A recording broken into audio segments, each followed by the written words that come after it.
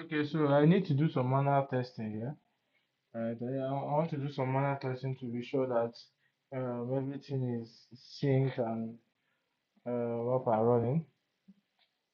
Just a minute, let me just.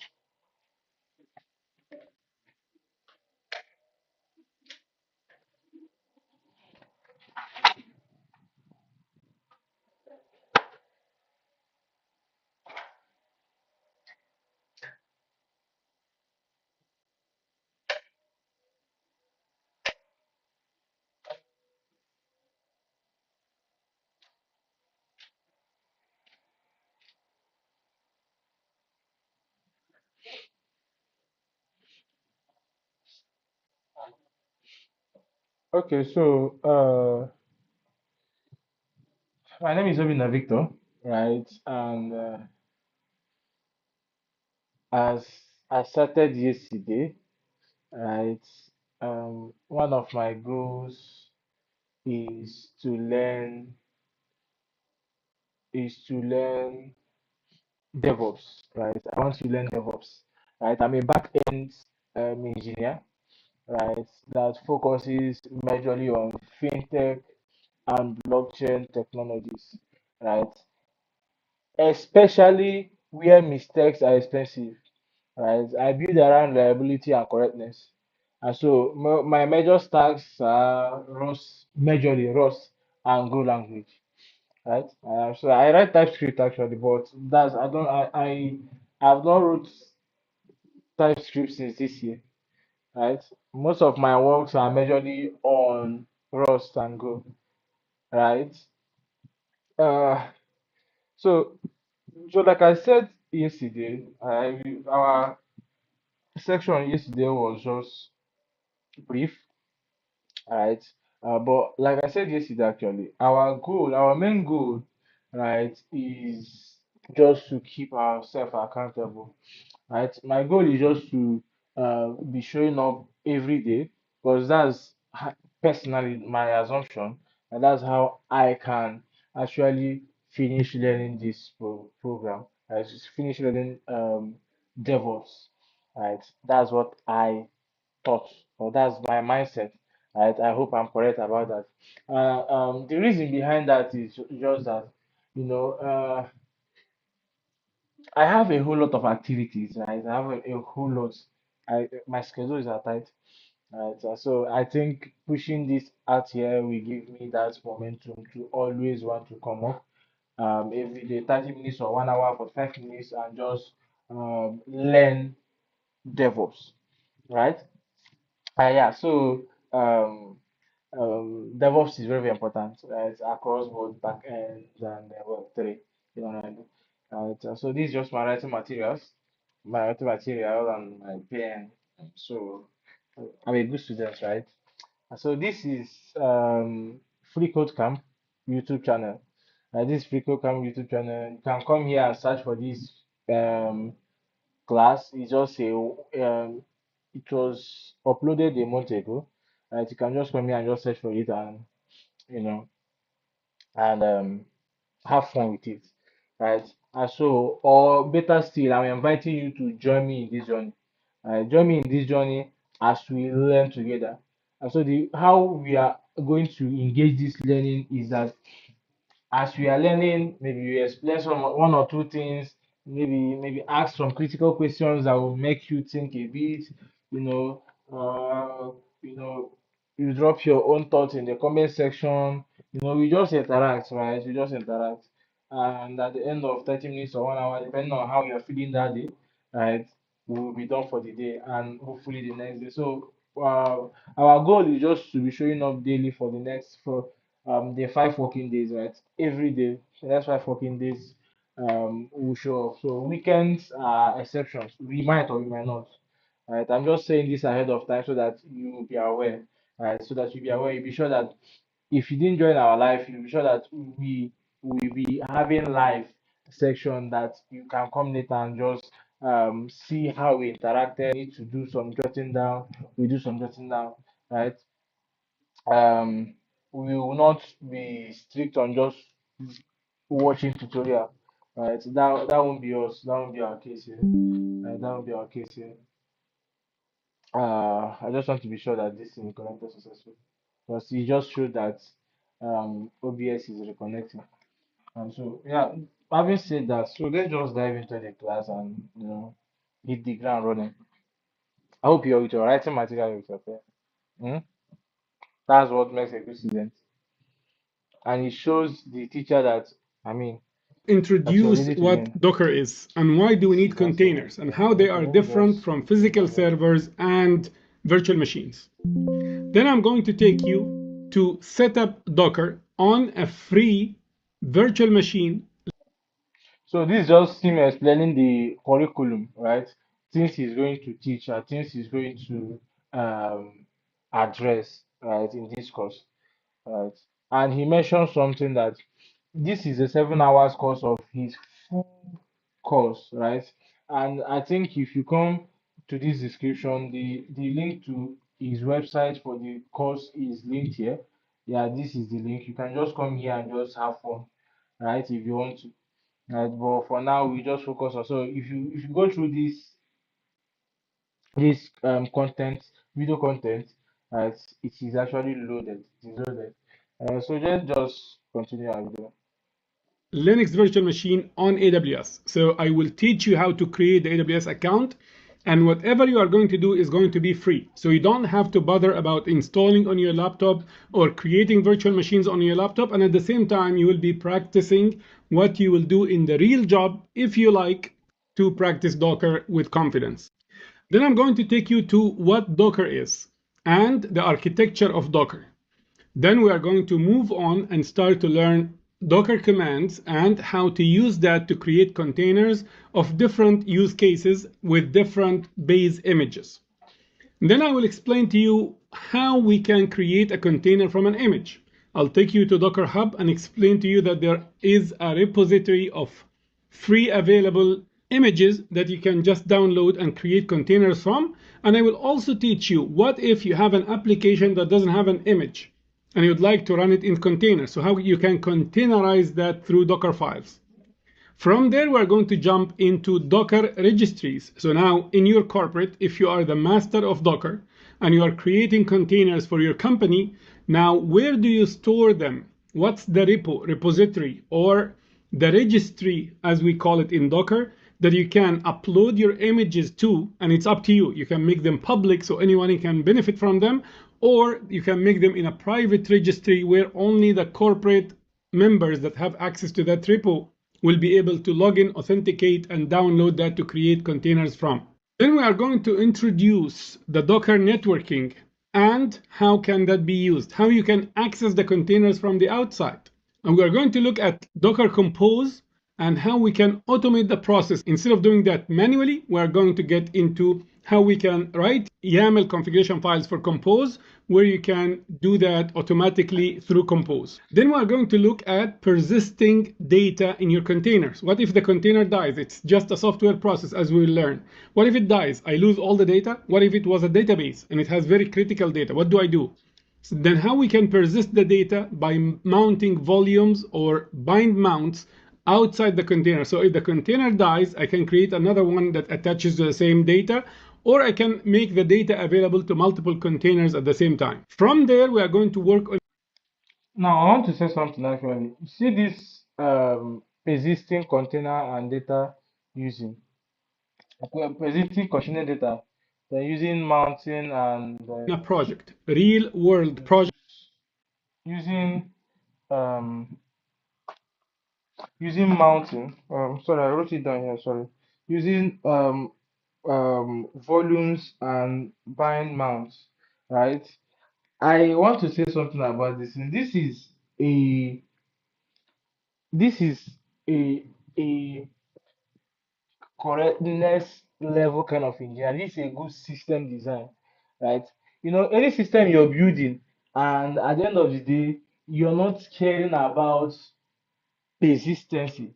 You don't care about what if this data is lost? What will happen? How can I be able to actually persist this data that it can be accessible whenever and however I want it, right? That's where correctness and reliability comes into play, right? you don't talk about that your product is reliable when it is not accessible, when it doesn't prove that this data is actually going to stay as long as possible, right? I'm saying that my building process, right? Both companies I've worked with and all those companies I've my projects and companies I've worked with actually, persistency is a very key component. When it comes to back end, persistency of database or your data, especially, because when it comes to, I'm sorry, you are still on this project, right? So let me just say something. I just want to buttress how important it is. When it comes to APIs, right? There's a way people build API where the API they are building is just mostly the API they're building is just mostly run, it sends requests and return feedback only, right? So API is what does the whole work for them, right? There is no background workers, there is no persisting this data to the database first of all, and so that if there is disconnection between the client and your server, right, the data is already preserved, right, for you to work with it. So I'm just trying to paint the picture of how important um, this having a good system design um, mindset is in engineering, especially um, in products where mistakes are very, very expensive, right?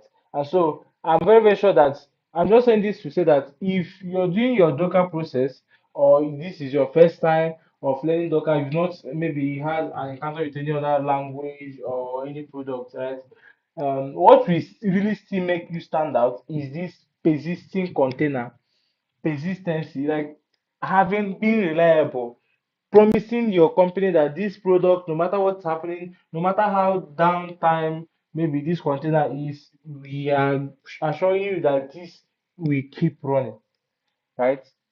And we keep providing the accurate feedback, we keep providing the accurate result needed, because when data is lost, information is no longer reliable.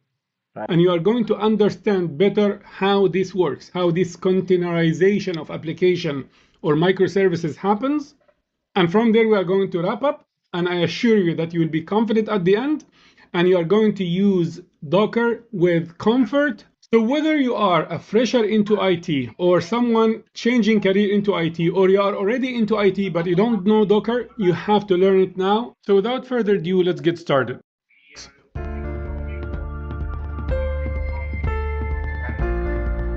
Why do we need to learn Docker? And why Docker? What is so special about Docker that we need to learn it?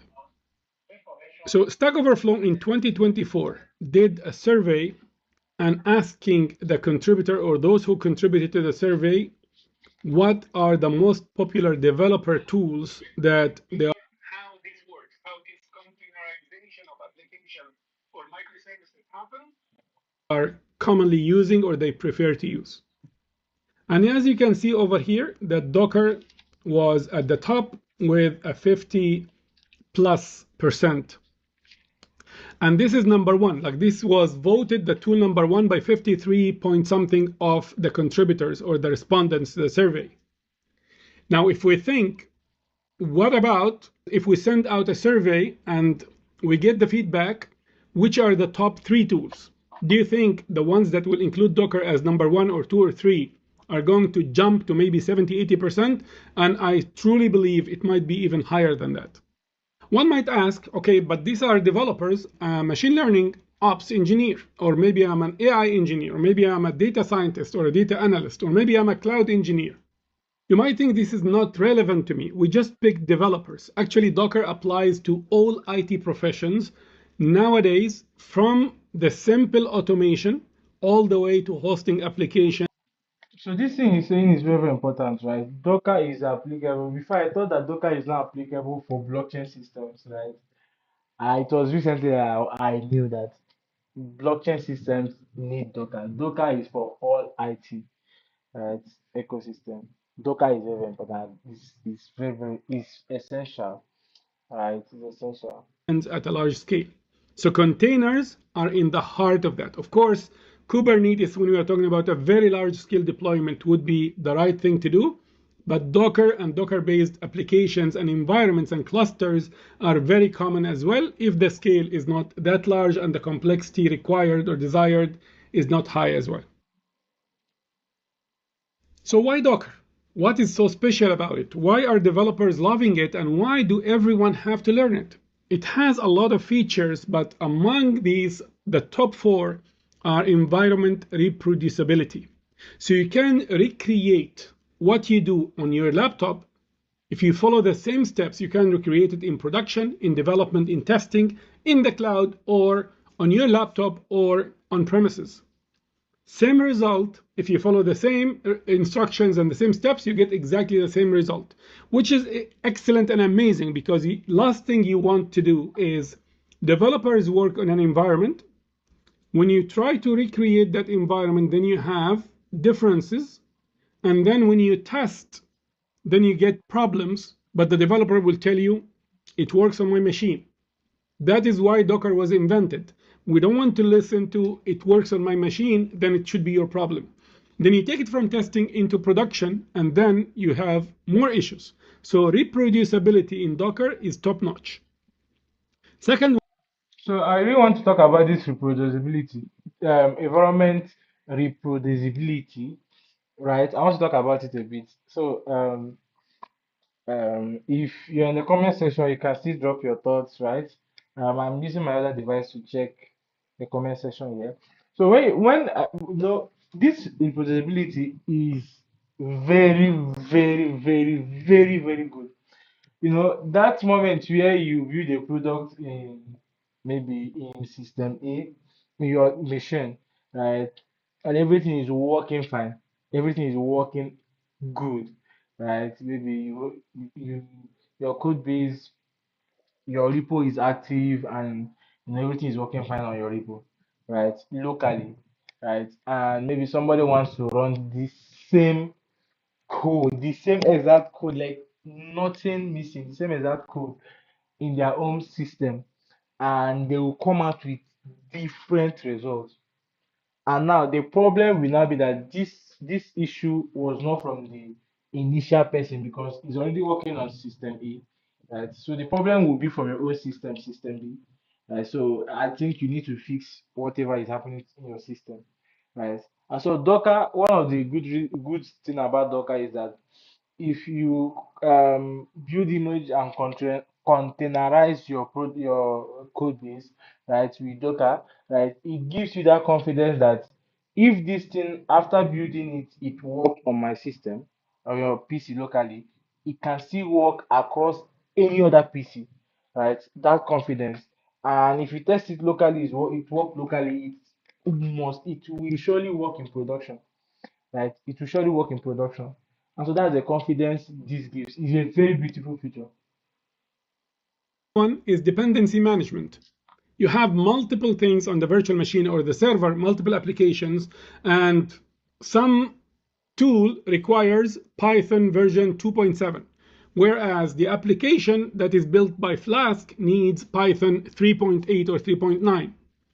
Then now we might start to get into conflicts. And dependency management is a very important thing when we are developing software and tools and applications. So dependency management is very easy in Docker, and we're going to explain why. Portability is very easy when you are dealing with containers and with Docker as an example. When he's talking about this dependency management, right? What he's saying in simple terms, when you talk about dependency management, what he's saying in simple terms is just that he's saying that there are some times where um, you know you need to run different frameworks, right, to achieve the same results. So the Python he was using to give this reference now. Let's say you have Django and Flask. Maybe Python is using a different version, right? And Flask is using a very different version. Maybe more your Python is using maybe older version, and the Flask is using a more recent version, right? Or Mr. A laptop is using Python this and Flask this. Mr. B version is PC is using Python, another Python version and another Flask version, right? And now, if for you personally, Docker is removing that issue or that chaos, all right, of you thinking that I need to find a way to sync these two products. In fact, let me give you a vivid example how this thing happened. So I was building a product for a company and I was using Kotlin and Java, right? I was using Kotlin, Java, and Coda, right? I found it very difficult to merge these three products, these three tools into one product. It was a fintech application, right? I found it very, very difficult. And um, I eventually did, right? It was a bottleneck for me. I didn't use Docker. In fact, it was a prototype product for the company. They wanted to test run an idea actually, right? And so it was a whole lot. It was a whole lot of issue, right? And so Docker removes that blockade. That's what this is talking about. Example, and that is very important because today I'm on AWS, tomorrow I'm going to be on premises, or maybe I'm going to move to Azure, or maybe I need to replicate my environment in Google Cloud. Then in that case, portability is very key, and hopefully the size of the data that has to do with my application is not very large, so I can just transfer it maybe in 10-15 minutes and start working on it, or maybe I ship it somewhere on the cloud and pull it from the other side. So portability is key, and this is very, very important when it comes to working with applications and modern applications, to be more specific. And so this one is talking about portability, and it's just very simple, right? So this is working, like I said before, is working on your machine, is working on maybe on your AWS cloud, and you want to transfer it to your GCP cloud, that's Google Cloud Platform. It can still work the same, right? There is no let me try to reconfigure or let me try to change some stuff, right? Let me try to work on some dependency or update some dependency so that it will work on this other environment, right? That's not the case, right? All you just need is just to build the same image and everything will work fine. That's what Docker does for you, and it's very powerful. Last but not least, on the top 4 reasons why Docker is very popular is the fact that when you deal with Docker, configurations are scripted in text files. So it's very easy to track them. It's very easy to have them on GitHub, and then you can track the different versions and what changed between every minor version to the next, or maybe every minor to a major release, and why were the changes done. We added these database, we updated to Nginx version X and Y and Z. We did Ubuntu version 20.04. So you can track the changes, and it's very easy to roll back if needed, or to go back in history and find out, okay, so why do we have an issue now and we didn't have that before? So version control is very key. So these are the 4 top reasons why you need. So it's saying here very simple that Docker is adaptable to GitHub, right? So you can go back to previous changes, you can monitor your versions the same way you monitor maybe normal production versions of your product, right? Version 1, version 2, maybe Python version 3.2, Python 3.3. The same way you can also monitor and track Docker on GitHub, right? So GitHub gives you that environmental access to track your Docker. To learn Docker, and you need to do it right now.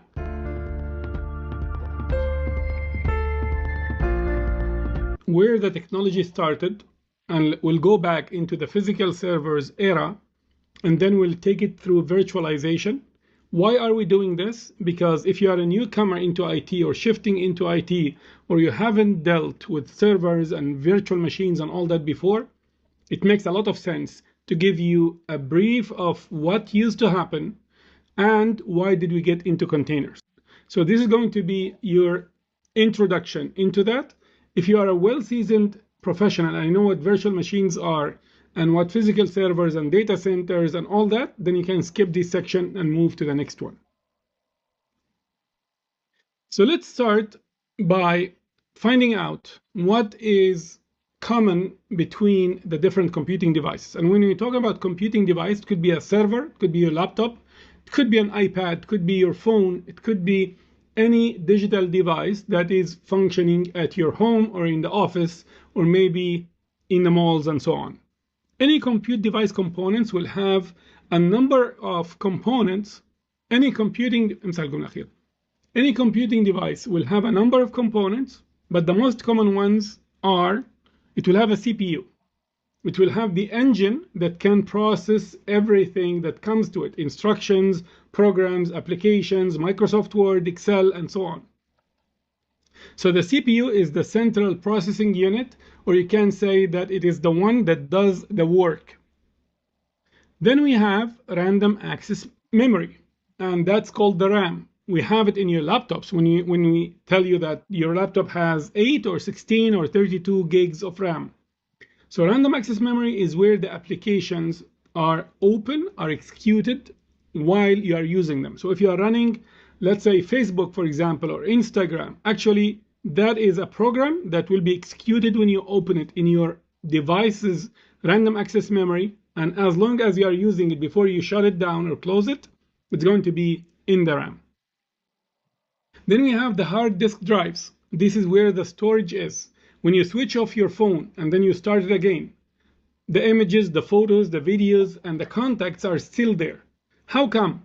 They were not in the RAM. When they are executed, they are in the RAM. But when they are in storage, when you shut it down, it's going to be in the hard drive, and that could be multiple types, SSDs or HDDs. And then we have, how can we communicate with the outside world? Even if it is your phone, how are you getting on the internet from your phone? There has to be some transmission and reception device on your phone. So when we talk about servers and all that, we have what we call the NIC cards or the network interface cards. And they could be Wi-Fi ones or they could be wired. A cable connects from here. So this is going to be inside your device, inside your server or laptop or computer or desktop.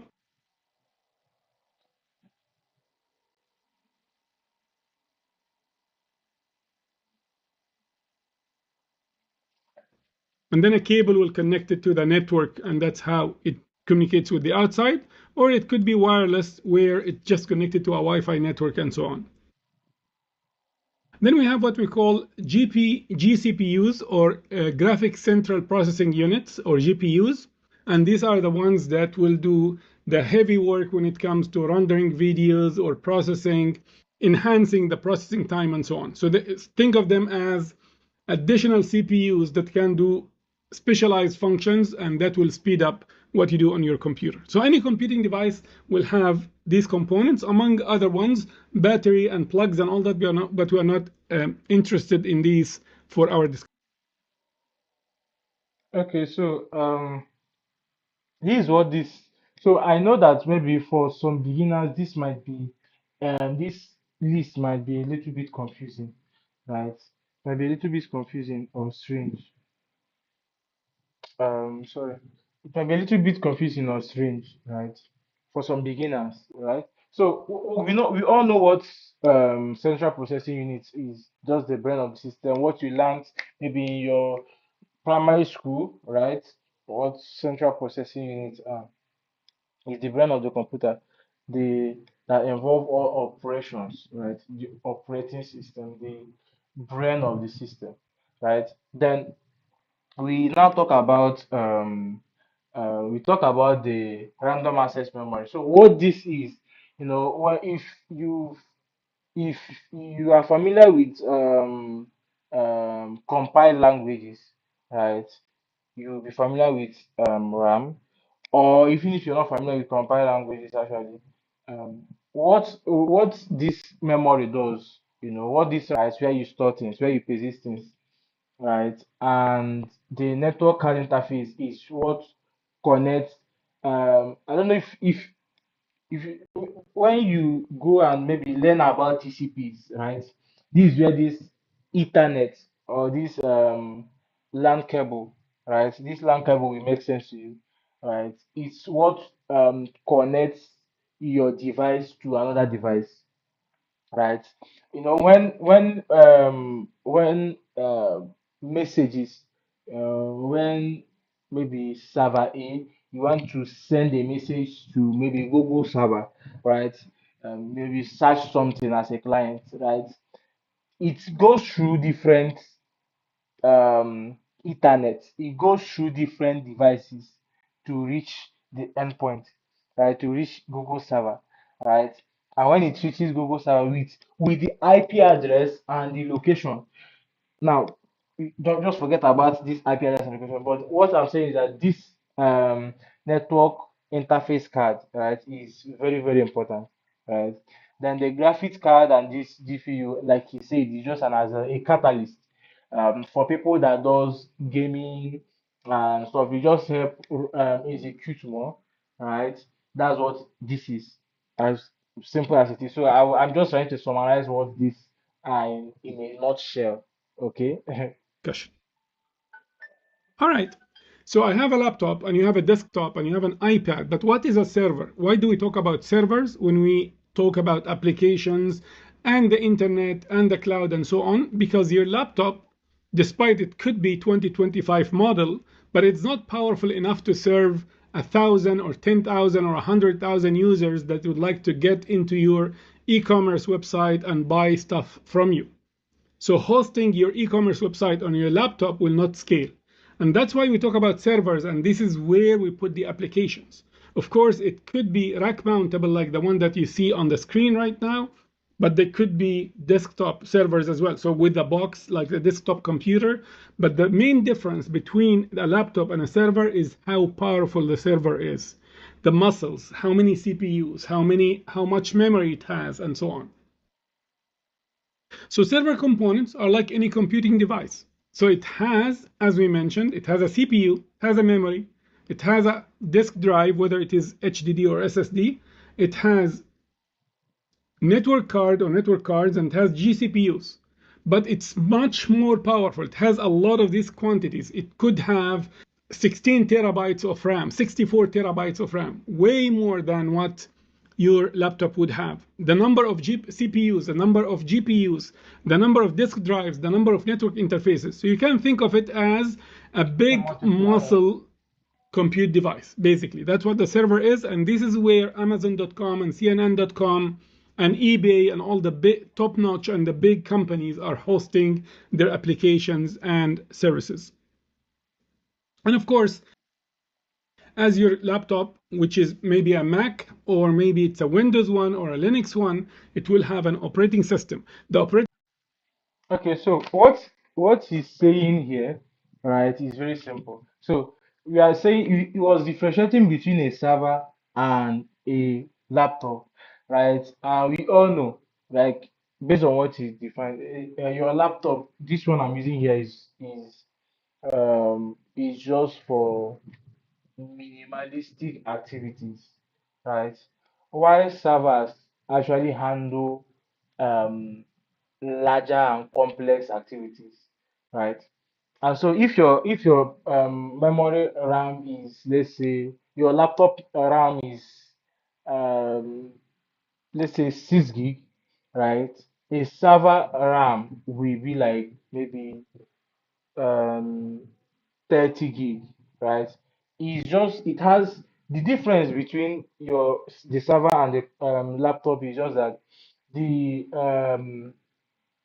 the um the largeness or the hugeness of each of the components that exist in your PC, right? So there is an amplification or multiplication of or 10x of what is already in your PC, which is CPU, memory, disk, network card, and GCPU, right? So if you find the same thing that is in your laptop inside of a server, but now in a server it's much more amplified.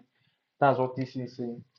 system is the one that uses the hardware, the RAM and the disk and the memory and so on. So that's the orchestrator on how these work. And that will be the mediator between your applications and tools and the hardware. So this is the translator, or the brain at the end is the software. And of course, it depends on how you want to do it. You can have multiple applications on your server. So we have the operating system on top of which we can install tools and applications and so on. All right. So, okay, fine. I'm going to buy a server. I'm going to have that. But as the number of users increases, maybe that server is going to be really exhausted, overwhelmed to a point where it may slow down or just break apart. It cannot serve 1 million users who are trying to come because it has so much memory, but it has been exhausted. It has so much CPUs, but the users have been using them, and the operating system is unable to handle that 2 million requests per minute that are coming in. So in that case, we need to add more servers, and that is called scaling servers. So in that case, add 2 more, 4 more, 5 more, 6 more. Of course, there is a process and a logic behind how many you would increase, and that is physical servers. But when it comes to the cloud, they're going to be logical and auto-scaling configuration. As the number of servers increases, we cannot keep them under my desk in my office. I have to move them into a secure place. And this is where the talk about data centers started about 20 years ago. They used to call them server farms before. So data centers are massive locations, real estate location that is air conditioned, secured, monitored, and prepared. And as you can see in the picture, it has cabinets where this is one server, for example, in that. So this is a second server and so on. So each one of these is a server, and then from the backside, they are going to be cabled and connected to the network. And this could be part of Facebook or Instagram or Google or one of the data centers. Now, if you watch movies, actually, this is more like a Matrix. I don't know if you watch Matrix. Matrix is the only thing that came to my mind. That only comes to my mind, right? This kind of data settings. So this is just what is this to say? Is just like these are different servers, right?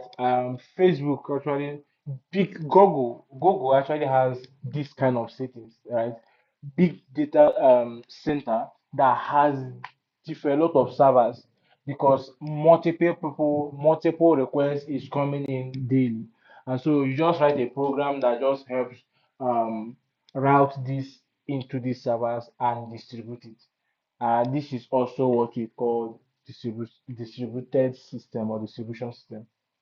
One of the big data centers. Okay, when the cloud started, data centers are now becoming hosted by providers like AWS, like Azure, like GCP, like Alibaba, and so on. But in essence, a data center is a data center. So number of racks, there could be thousands of racks, and they are built in rows in a very clean place that is air conditioned, monitored, powered, secured, with surveillance, with access control, and so on to host the applications on servers. All right, so we have the server. We bought the most powerful one, and we spent $200,000 on that P server platform, and life is good. Now it can handle 2 million requests, and then we needed more because our business is growing, and we added more servers and so on. Now, when you have one server and you start installing different applications, let's say 3, 4, 5, 10, 20, we are just dumping applications on the servers, and then we realized we started to have issues. Why? Because I have multiple applications written in Python, but they need different versions of Python. Some of them are old, some of them are new, and now they need different runtimes. Or maybe Java and they need different versions and runtimes.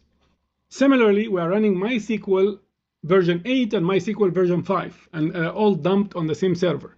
Now, someone comes to troubleshoot a problem for application A, and then looks at it and say, Python 3.8. No, that's wrong. Delete the file. Let's download Python 2.7, and that's the right one. Then that breaks another application that was using that file. So dependencies and versions and all that is an issue when you start dumping applications on the same server. One would say, okay, so why do we have more than one application? Why don't we have one application per server? Yep, that's easy. But the server is very costly, and you would like to use or to utilize the resources within the server as much as you can. But doing so and putting more applications ended up being dependency issues and troubleshooting and errors and all that. So drawbacks include resource contention and inefficiency, dependency conflicts for different versions, lack of strong isolations. The admin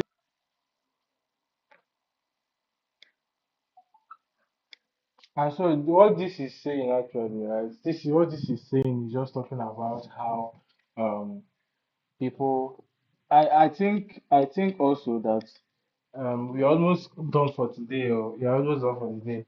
But what this is just talking about is how server resources.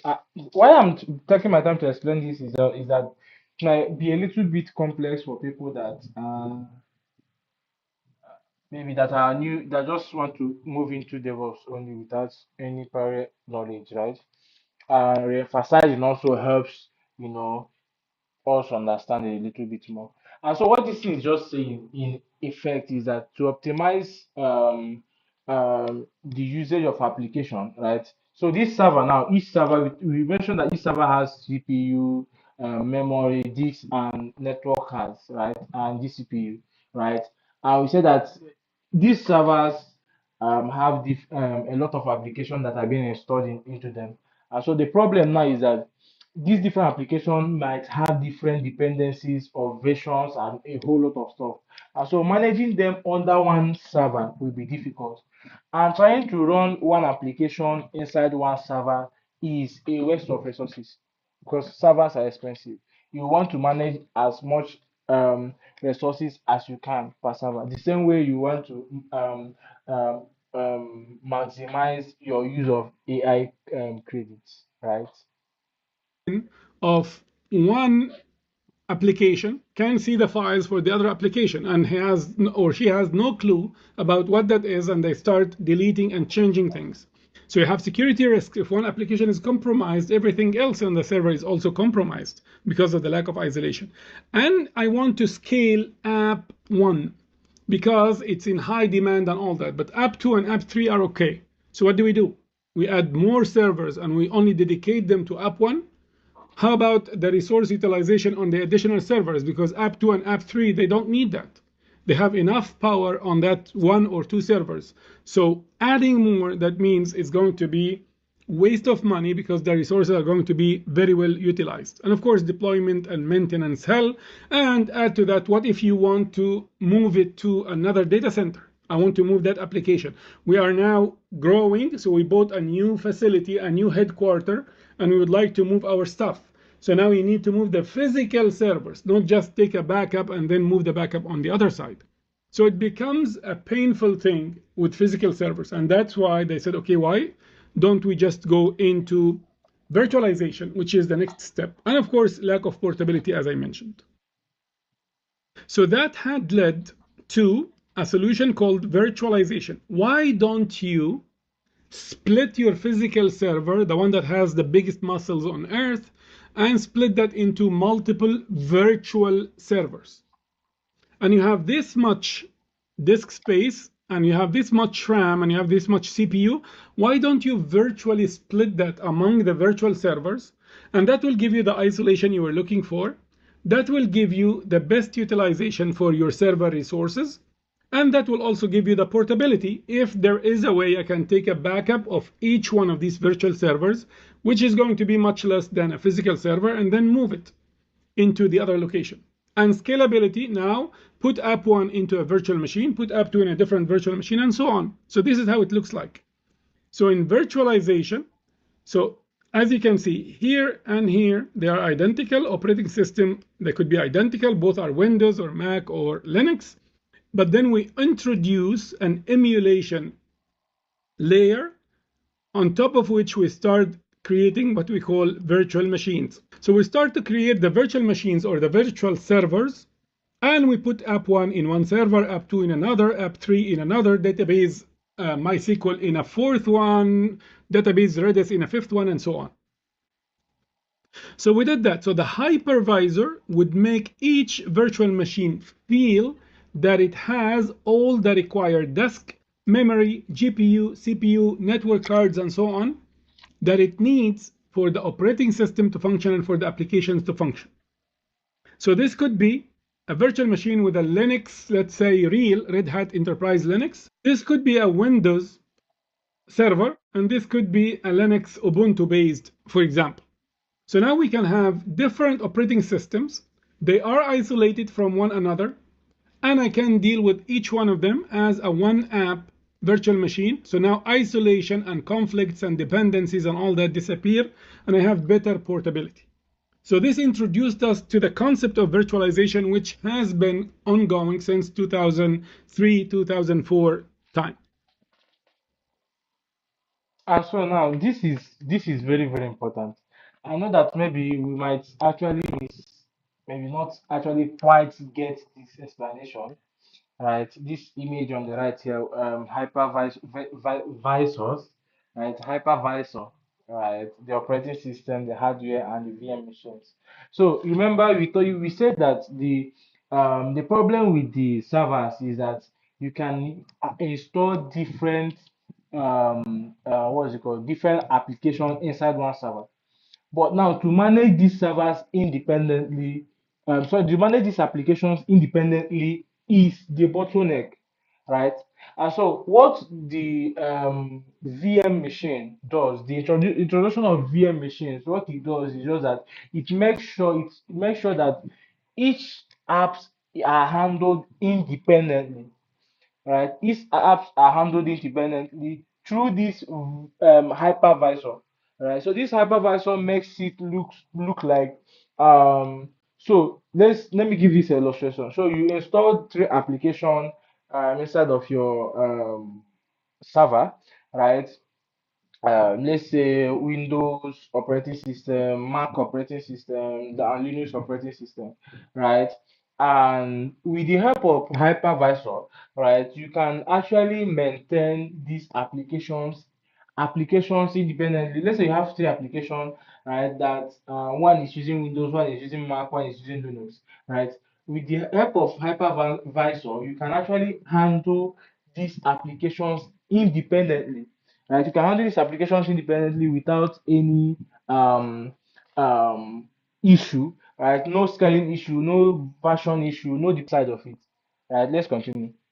So virtualization allows us to run more than one virtual machine, multiple operating systems, and application on a single physical server, which is a good thing. They are isolated, and we can take a backup of each virtual machine, but of course the backup is going to be a good size because it does have a full operating system. So full operating system plus the apps and so on, this is going to be in the tens of gigabytes in size. And a VM is going to be a set of files, obviously. So what are the resources that the hypervisor facilitates access to for each virtual machine?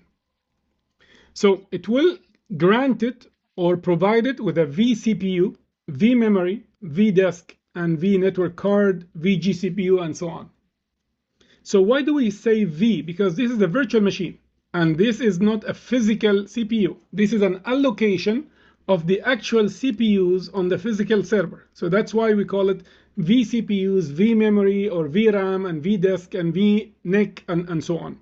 So each virtual machine will be given what it needs for its operating system, we call it the guest OS, and the applications to be installed successfully and to perform successfully on the virtual machine. That's why we have the vNIC, we have the vDisk, and we have the VRAM and the vCPU for each virtual machine.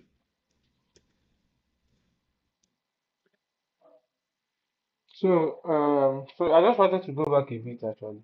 Now, let me just still explain this. It was based on what I was explaining before, right? That what this thing is, right?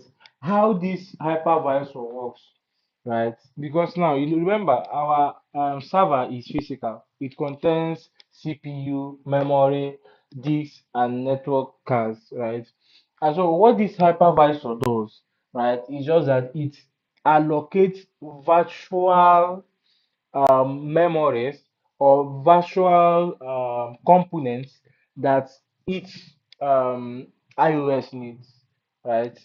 Each iOS needs for running. So, and these iOS are called guest iOS. So we have the virtual CPU, virtual memory, virtual disk, and virtual network card. And so it just takes from this physical server, right, and allocate to each machine exactly what it is required for them to run, right? And that's the good part of this. For each virtual machine. What are popular hypervisor providers? We have VMware vSphere, we have Zen, we have Microsoft Hyper-V, and we have Linux KVM, we have Oracle VM VirtualBox, and we have VMware Workstation. Virtual machines, despite they are much better than physical servers for the reasons we have mentioned, but they have issues as well. So first one is they are heavyweight. Each one of them has a full operating system and the applications and so on. So they are slow to start. They could take minutes to start depending on how many apps and packages are installed. So limited scalability, because the physical server has so much memory and so much disks and all that. So I can go maybe to 5, 10, 15, 60 virtual machines, but then what? I have to spin another physical server and so on. And the problem with the reproducibility is an issue. So a developer is working on the app, works perfect on his machine or virtual machine on the server, but now ships the image to the testing team. But the testing team, when they are starting the application, there is a lot of errors. But then he would say, oh, but it works on my machine. It's your problem. There is something missing, maybe dependencies, maybe you have the wrong versions. You need to make sure that everything is exactly like the long list I have. Boom. Go ahead and build the same machine, or you know what? Come and take my physical server, ship it to your location and work on it. Of course, that's stupid to do. So reproducibility will be a problem with virtual machines. And we have multiple operating systems. Each virtual machine requires its own operating system. So let's say I have 3 virtual machines and they're all Windows, but then I need the license for the first one, the second one, and the third one. I need to install a complete Windows on each one of them. I need to start that. I need to take the resources and the disk space and the memory for each one of them. So that's a waste of resources or inefficient use of resources. Image management, the virtual machine image management is not as easy, especially because of the size and because of the lack of reproducibility perfection that we talked about. And portability, of course, is going to be an issue based on what we have discussed.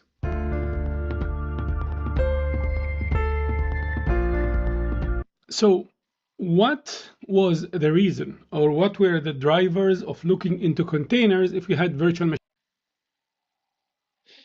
Okay, so this is where we stop for today, right? So a recap of what was said. So we started by talking about why you need Docker. So this is my writing here, right? We started by talking about why do you need Docker, right? We said that the Docker environment reproducibility, reproducing, right? So everyone can get the same exact feedback. So there is no problem with it's working on on my PC, it's not working on Mr. B PC, right? Docker removes that issue, right? Then it talks about defensible management. So no version hell or version chaos, right? Portability talks about that if it's working on one environment, it can see on another environment. And also talks about how it is version control adaptable, right? That's GitHub has a good environment for Docker to run for you to monitor and track your progress, right?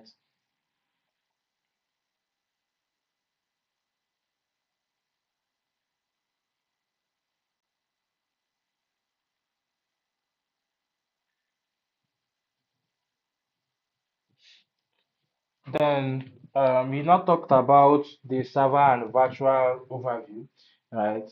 So before then, he mentioned the virtual and server overview was when he was not talking about when you talk about the servers, what's the makeup of a server? So he said that a server has a CPU, has a RAM, has a disk, right, storage device, has a what's it called? A GCPU, right, and also has a network RAM, right, the Ethernet we talked about, right, um, that's the network interface cards, right. Then we talk about the difference between our PC and server, and we say that the PC itself is quite, your PC itself is portable, personal computer. That's what it is, right? And it's portable to handle minimalistic activities, right? And we say that the server is much more amplified, right? It's much more amplified. The same way if you buy an iPhone of this iPhone 10, right? The iPhone 10 and iPhone 14 might have the same components, right?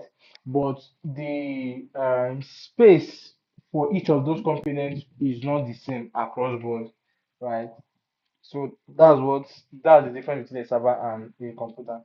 And we went ahead to talk about how server scaling happens, right? Um, and he said that as the number of users increases, right, instead of having only one, you want to actually increase the number of servers you have, right? We now talk about this data center of a thing, right? Having data warehouse, right, that contains different servers, right? And all these servers, what their role and their responsibility of all these servers is just to for scalability, right? And then um, we now talk about the bottleneck of these servers, and we say that for each server, right, each server might have three applications installed inside of it, right? And you want